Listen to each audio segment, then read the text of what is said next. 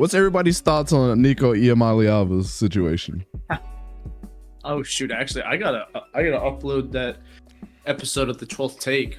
Brady, my boy and I, we talked about it.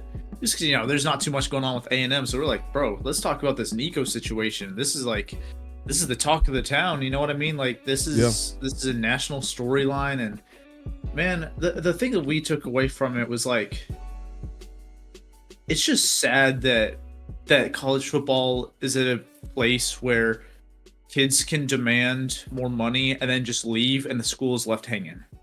You know what I mean? Like in the NFL, right? And I'm not saying that the college football should be like the NFL in this way, but just like when you look at how the NFL is structured, guys are under contract. Mm-hmm. If they don't want to play for you, they won't get paid, but they can't go play for someone else, right? Because they're still under contract with their current team. Their contract needs to run out, or they can get traded, right? They can get cut. Yeah. All of which, in some way will, whether it's monetarily or getting compensation, the team will benefit from it, right? They'll get draft picks or players in return in a trade. They'll save money by not having to pay him if he just holds out. They save money and whatnot, cutting him and stuff. But in college, Nico's about to leave, and Tennessee is a team with playoff hopes, and they're just sitting here like, well, who's our quarterback? They went from having 2025 and 2026 as, hey, we've got a really strong playoff window where we got Nico at the helm. Now there's no Nico. Who's your quarterback, right? They're going to have to go through the portal. Nico's leaving, and Tennessee's not getting anything in return, right? I think that's a big problem with college football. And, I mean, ultimately, it's a bad look for Nico, especially all the stuff that's been coming out about him since. It's like, whew. And his family just needs to stay out of it. Tennessee program for moving on, because hey, it's clear that Heupel just said, hey man, no one is bigger than the Block T logo, right? No one's bigger than the team, no one's bigger than the program, no one is bigger than Tennessee football. I wish I would have said that on the video, bro, because I was thinking it. I was thinking it so much. If y'all saw my video on this, I pretty much just put it out there. Like, this reminds me of the 𝗕𝙂𝘀𝗶𝗶𝗀𝗀 𝗕𝙂𝘀𝗀𝗀𝗀 situation, and then his parents getting involved. Like, just stay out of it. But in the back of my mind, when I was writing the script for that video, I was like, Josh Heupel seems like the type of dude that's like, if you're gonna cause a scene, if you're gonna miss practice, then just don't be on this team, because we got a spring game tomorrow where all your team is dedicated to being here and has been at every single practice. And apparently that wasn't the first practice he missed this year. It was other practices that he missed. So news is coming out about that now. Eesh. Yeah, you can't do that as a star quarterback, man. You can't. It's just not at all. That's your responsibility to be there. If you're sick, if you're tired, it don't matter. Yeah, I mean that's just a shame. Like, think about all those other guys, right? Who are like, they've been grinding there. They came off a frankly humiliating playoff loss in Columbus. You're back. You're ready to grind, try to make the playoffs again. Nico is a quarterback. He's a leader. And he pulls this. Like, here's the backup situation right now. The projected backup is either going to be Jake Merklinger or George McIntyre. George McIntyre is a true freshman, I believe. Yeah. Yep. Canon on freshman. Mm-hmm. So the way I'm seeing this is suddenly you have two guys who are inexperienced completely. I don't know, maybe McIntyre's that talented. I don't know if he beats out Merklinger, who's been in the system for, an extra year or two. So I look at this, I'm like, man, Tennessee, you went from a strong playoff contender to, are you gonna reach 9 wins? And to no fault of any of the other players on this team, I think they still have a pretty strong roster. They do lose some key players on defense to the draft, as well as out of the backfield, Dylan Sampson. But losing a quarterback in that offense, it's a big hit, even if Nico wasn't all he was advertised to be this past year. You know what I mean? So I got a couple quarterbacks for the other guys. I got a couple quarterbacks for everybody to look out for. Mikey Keene. I'm interested for this. Yeah. Mikey Keene is one. Another one, this is going to surprise people, but one of the teams that's been in contact with Nico has been Colorado. Look out for Juju Lewis. Or Caden Salter. Either one. Caden Salter's got a relationship with Tennessee. So because he started his career there. Yep. Then Alex Orji from UNLV, because the kid from Virginia ended up going there too. Oh yes, Calandria. Yes. Yep. And I heard Calandria is like a beast up there right now. So Noah Fifita. I feel like Noah Fifita might leave to Tennessee if they gave him a shot. Yeah, without his boy Ted. And then we have isn't Drew Pine still in the portal? Yeah, I don't know if Tennessee would rather go with Pine over either of the guys they got though. And Not then sure. The last one I'll say is, if things get hairy up in Ohio State, Julian Sand. Honestly, either him or Lincoln Kinos. Yeah, he had ties with Tennessee heavy. I mean, Kinos, right? He's a few years into his eligibility, so for him to lose potentially this quarterback battle to Julian Sand, yeah, Kinos is listed as a junior. So yeah. If he doesn't win the starting job, yeah, he's probably going to transfer. Tennessee's probably going to want, someone who's has some sort of experience. I know Kinos hasn't played too much, but he did play in that bowl game a significant amount against Missouri.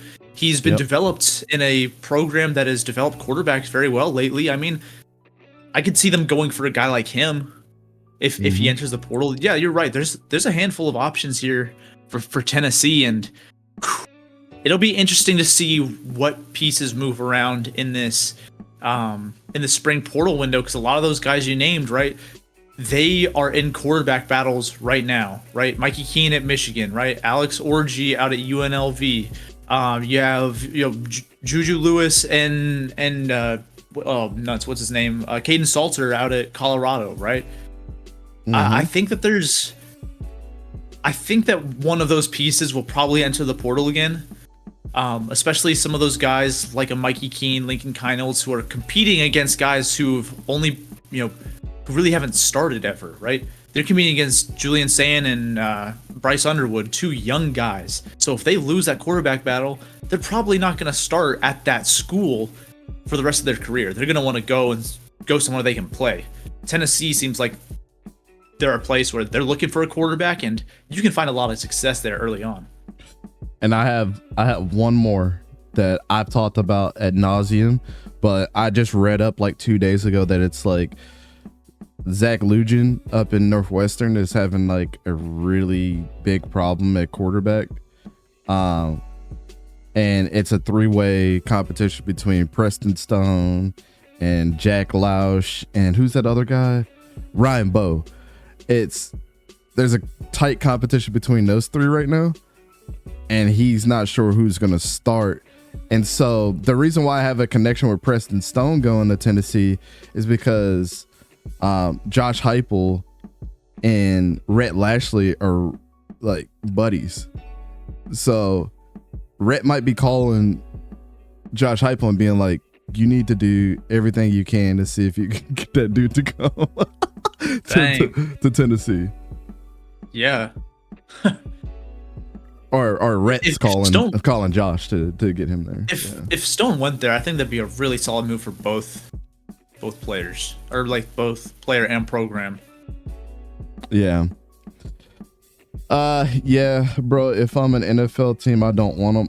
He definitely screwed himself, because if he goes somewhere and sucks balls too, it'll be the thing about Nico's situation that makes this shit so complicated is he was like, outside of Bryce Young, who had like that $2 million like NIL deal, but we all know what happened with Bryce Young. He's a quiet dude. He kept quiet about it, balled out, got beat up that year, and still got drafted #1 overall. So like, people know what Bryce Young is, and we're starting to see that talent come out in the NFL. This is totally different because Nico hasn't lived up to the expectations. Fucking got carried by Dylan Sampson last year and he left a lot on the field. And then even before he even stepped on the field, Tennessee rolled out the red carpet for this dude. They got him a private jet to come and fly him in and do all this like extracurricular shit to bring him there. It was like a headache for them to get him to commit. So when he did this, Josh is like, I think Josh saw the writing on the wall. Like, all right, you gonna miss practice for some fucking money. Go out there and go find another team that's gonna pay you this, because like you're holding us back. Like, to me, Josh got a lot of kudos points from me as a coach from doing this. I don't care what you do, you ain't gonna be a part of this team no more, because their spring game is today. Like, this is a big, huge point, and the thing that makes it so complicated for Josh is like you lost a lot on that offense, and so you're trying to find your identity this year, and you might not have a good year because Dylan Sampson, Dante Thornton, Squirrel White transferred out, Brew McCoy's in the draft. Like, you lost a lot of weapons, man. And so Nico was gonna have to carry the burden until they found out who else was gonna help him. And Josh is like, this is the time for us to find our identity. And you were a big, huge part of it. Nah, fuck you. Go find another team. Like, I love that move from him. So what's going to happen, unfortunately for Josh, is the athletic director and everybody's going to have to look at this year if they end up being like a 6-win team, let's say. And they're not going to consider that Nico was a big part of the game plan and it was a catalyst from there. I don't think Josh should lose his job if they have a bad season. This is just this is too many variables at this point in time, and you put all your eggs in this basket for them. I'll tell you what, I'll be really pissed off at Tennessee if they fire him. Like, I think when we look back at the end of the season and somebody said Josh Heupel's on the hot seat, nah. Because what you're going to do is you're going to end up having Josh Heupel go to another program and that athletic director being like, we're going to let you do what you got to do. And he's going to bring in everybody. Yeah. And he's going to bust ass. If you want a little bit of a fun little nugget on Nico this past season, I'm going to list you the teams he played where he threw multiple touchdown passes and had one or fewer interceptions, right? Go ahead. I know what you're doing. Chattanooga. Yep. The mighty Chattanooga. Then we go down to week 11, Mississippi State at home. UTEP, Group of 5 powerhouse. UTEP. Everyone knows, you know, the Miners. They play amazing football in El Paso, national championship. Jebediah, our boy. And then Vanderbilt. That's it. Chattanooga, UTEP, Vanderbilt, and Mississippi State. Okay? And 11 of his 19 touchdowns on the season came against Chattanooga, UTEP, and Vanderbilt. It's nasty work. 11 of his 19. Tough out there, man. He had a lot of games without any interceptions, but he had a lot of games where he, at least statistically, wasn't doing much. Yeah. What do we call that? It was all about the running game. Like, when you said carried by Dylan Sampson, man, that you're not wrong. Yeah, we're gonna go ahead and get into this film study. I just had to get that out the way, man. I haven't talked to my boy 𝗂𝘂𝘀𝗀𝗀 about this at all. So yeah, I gotta look for a quarterback now in the portal. Tennessee got a redshirt freshman and a freshman.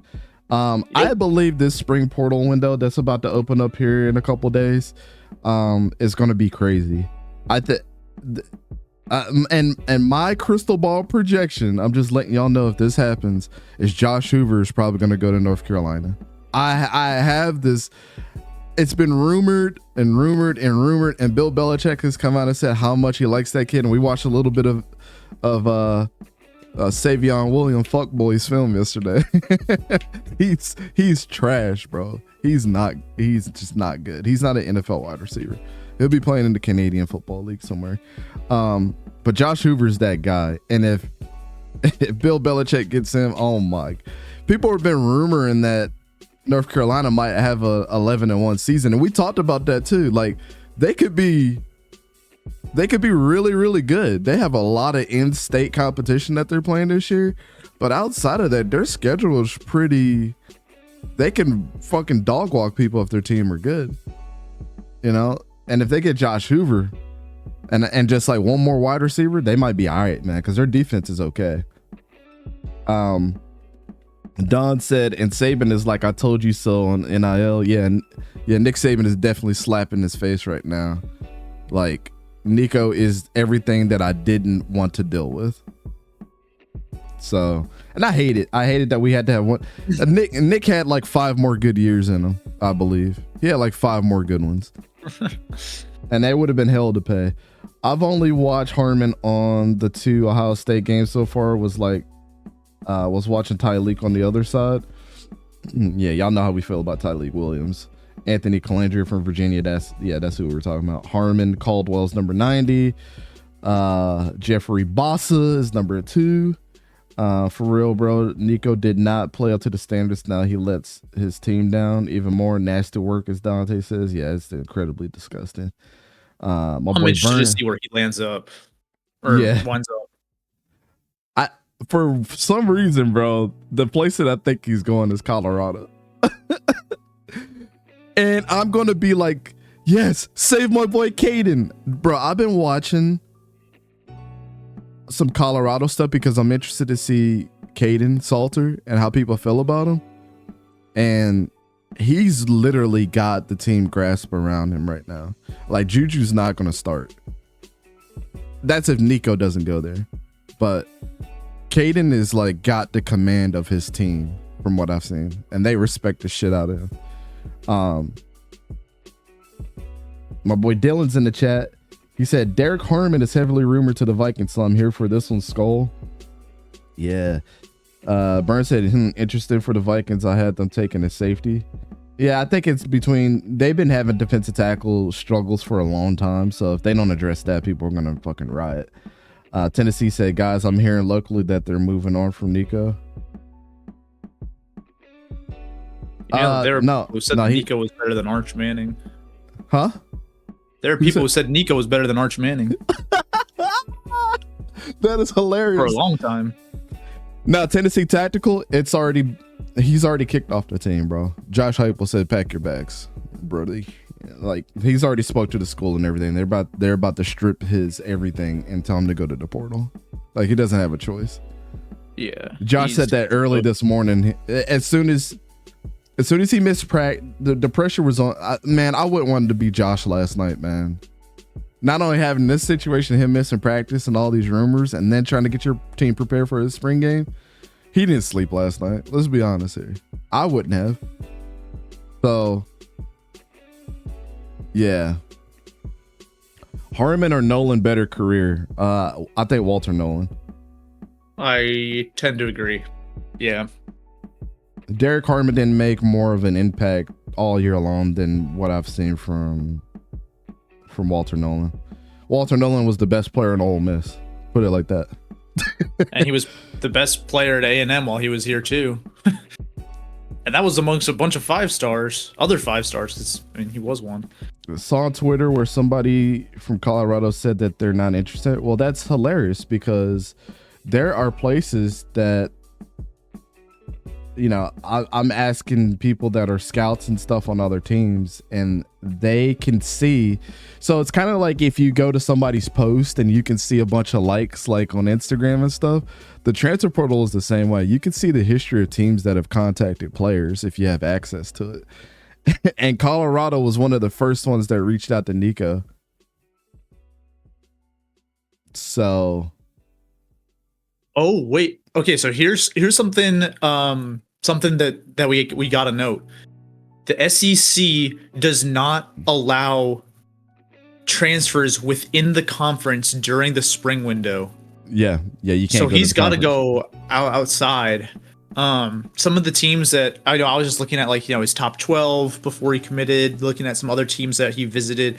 He was visiting schools like Miami, UCLA, Oregon, Notre Dame. Some of those schools. So Notre Dame could be a good spot. I agree. CBS, but I don't think what's his name is going to deal with that. He seems like a pretty level-headed coach too. Freeman. Yeah, Marcus Freeman is not going to want that drama. You either come and play for us or not. Like, it's also important to note that Iamaleava is from California. So UCLA may be an option. Yeah. Who just transferred to UCLA? I'm not sure. I forgot who it was. It's not 𝗕𝘂𝘀𝗶𝗲𝗀𝗀𝘀. Even though 𝗕𝘂𝘀𝘀𝗀𝗀𝗀 is in the draft, right?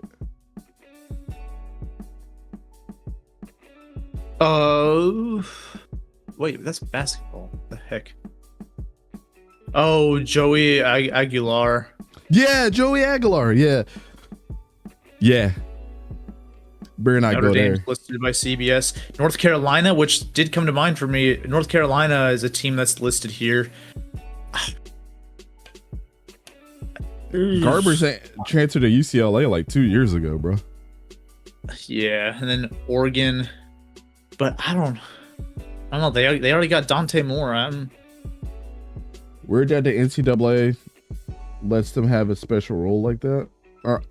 All conferences have like weird rules that they're able to sanction, and the NCAA allows it. So, I mean, it makes sense to me. Yeah, I'll say that it's not a ban in terms of you're not allowed to transfer from one SEC school to another, but you'd have to sit out a year, which incredibly, is a massive, right, like hurdle that a lot of these players don't want to jump over, right? They don't want to have to sit out a year. There's no way Nico wants to sit out an entire year just to go to an SEC program, right?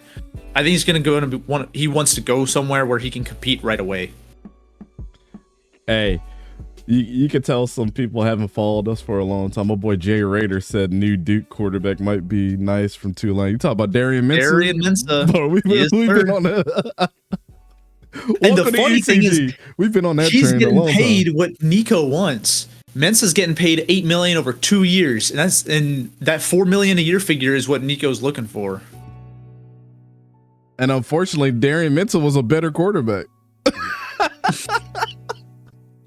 Statistically and everything, he was great for Tulane.